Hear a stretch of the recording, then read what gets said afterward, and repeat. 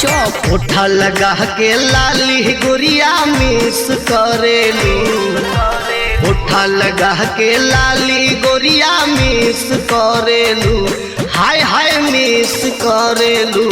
न जाने कवन रे लफरवा संगे किस करेलू, न जाने कवन रे लफरवा संगे किस करेलू। ये जाने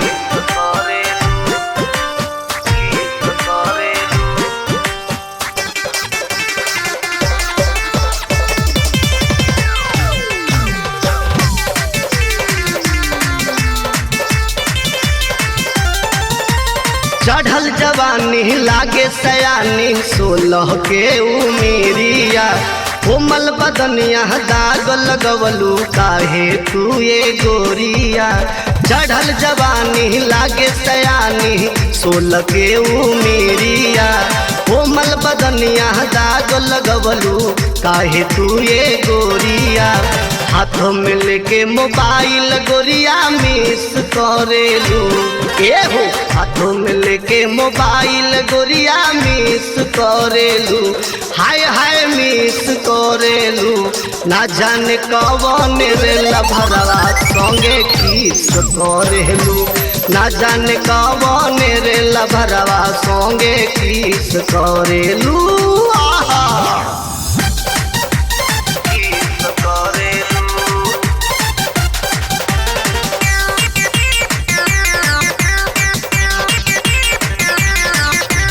पेन्ही के चललू जालीदार तगिरे ला बिजुरिया, गाँव जवार के लइकन सब मारेला नजरिया।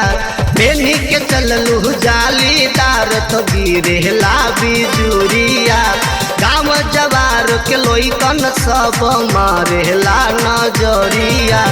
फूलल फूलल फुलवना काहे हिट करेलू, ए हो फूलल फूलल फुलवना काहे हिट करेलू, हाय हाय हिट करेलू। ना जान सिकंदर यारवा संगे किस करेलू, ना जान सिकंदर यारवा संगे किस करेलू।